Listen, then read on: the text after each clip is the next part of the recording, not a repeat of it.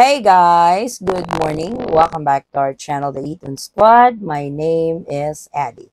So for today's video, pag-usapan natin ang mga pagbabago sa NAIA Terminal para sa taong 2025. May mga na-upload na tayo na pagbabago na implemented na as we speak. Pero may mga upcoming changes pa rin na dapat niyong malaman kung kayo ay babiyahe patungong Pilipinas.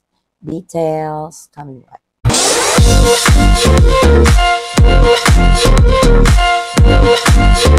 So if you are a foreign national watching this video, we actually have an English version of this. Please check the channel for your reference. So sa ating mga kabayan, yes, madami-dami ang pagbabago sa NAIA kasi it's under the new management. So may mga na-upload na tayong video about sa mga changes last year. Isasali natin yan as a recap at pag-usapan din natin yung mga upcoming changes na gagawin nila sa airport. So ang pinakauna sa NAIA Terminal 1 and Terminal 3 ay yung arrival pickup. Bago na po yun kasi nauna ang Terminal 3. Pinagbabawal na nila yung arrival pickup sa arrival base. Kung noon, pwede ka lang mag-antay doon ng iyong Grab, metered taxi, ganon.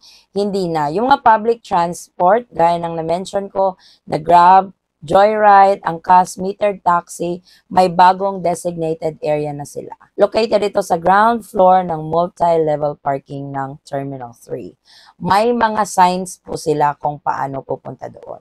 For example, mag-book ka ng Grab, doon ka na pupunta, hindi ka na lang lalabas ng airport at mag-aantay sa arrival base. Ang arrival base is solely for those with private vehicles.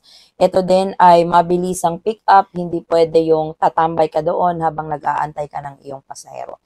Yung mga bus transfer, andun pa rin. So, kung gusto nyong gumamit ng bus transfer from one terminal to another, meron pa din naman sila doon sa arrival base on their designated area. Pero yung mga public transport talaga, nilipat nila to avoid traffic talaga doon sa arrival bay. Doon naman sa Terminal 1, ginaya na din nila ang arrival system sa Terminal 3. Dati, yung for VIP pickups only ay inopen na in public para na sa lahat ng mga pasahero. May mga designated arrival base din po, katulad ng sa mga PWDs natin, mga seniors, sa mga private vehicles, sa Grab. Meron din yon. May na-upload tayong video niyan. If you guys are interested, please feel free to check for your reference. So gaya nga ng mga nabasa ko sa comment, medyo organized na daw ang arrival pickup for Terminal 3 and Terminal 1, which is good kasi dati talaga super traffic, crowded masyado ang mga sasakyan, nagkakaroon ng aksidente, nagkakaroon ng delay. But this time, they fixed it with proper designation sa mga specific pickups ng mga pasahero. So, na-discuss din natin yung early check-in para sa mga pasahero, lalong-lalo na last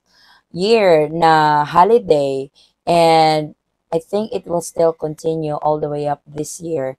Kasi 'di ba yung mga airline counters, matagal-tagal din silang nag-o-open. Minsan 2 hours before departure, saka pa lang sila nag-o-open. Yung linya hanggang langit na sa taas. So, maganda yon na passengers can actually check in early para hindi din masyadong crowded. Kasi minsan nakikita ko na overwhelm yung mga airline staff, lalong-lalo na kung mahaba yung linya. For international flight, hindi bababa sa 400, 500 passengers yan or more.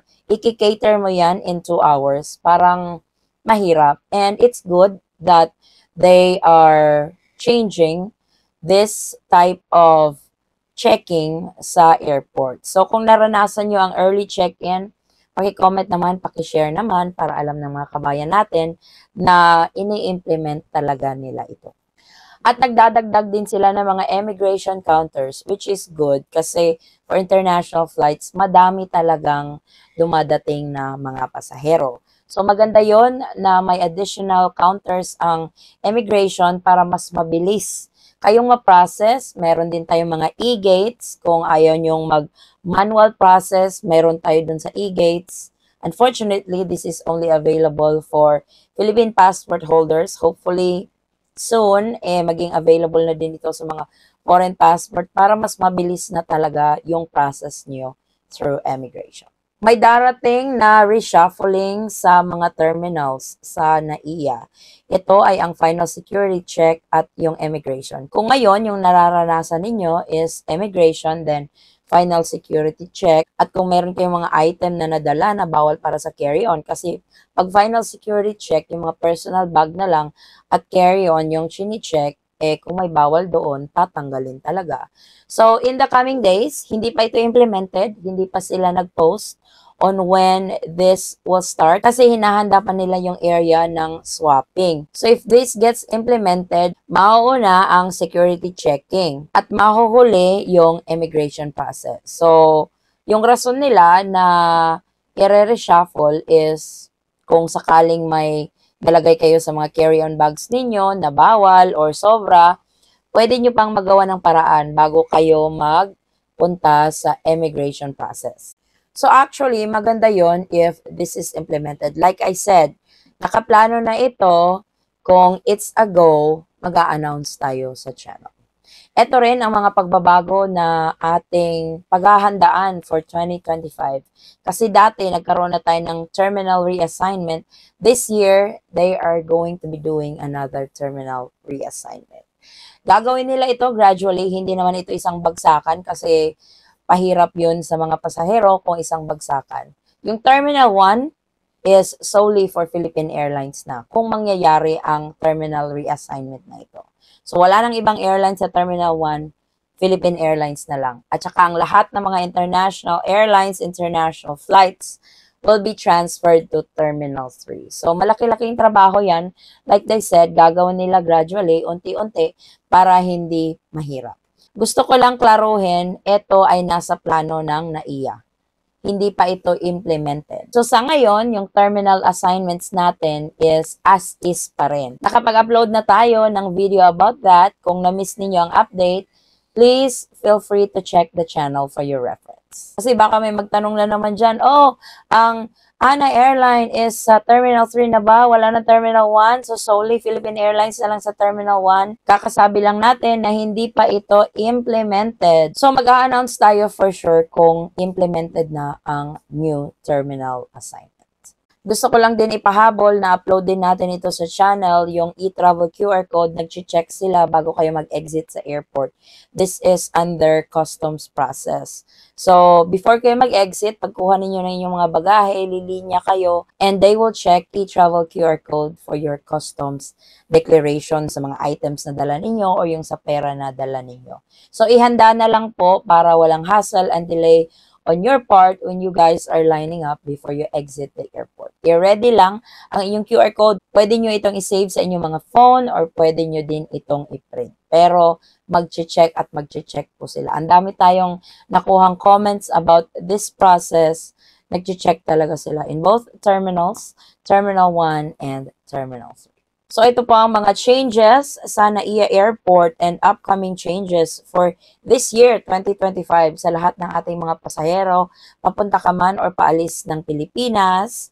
So, heads up, kabayan, ito yung mga pagbabago na darating sa iyong pagbiyahe patungong Pilipinas. And rest assured, I'll give you guys a heads up kung mag-i-implement na ang mga pagbabago na nasabi natin sa video. So, ito po ang latest. Maraming salamat po sa inyong patuloy na pagsubaybay, tiwala at suporta sa aming channel Dayton Squad. Kung kayo man po ay may mga katanungan, maaari lang pong mag-comment sa video ito at sasagutin po natin yan sa abot ng ating makakaya. Muli kabayan, ako ay nagpapasalamat at naway ang inyong biyaheng papuntang Pilipinas man ay maging smooth, hassle-free at stress-free. Magkita-kita po tayo sa ating susunod na travel update.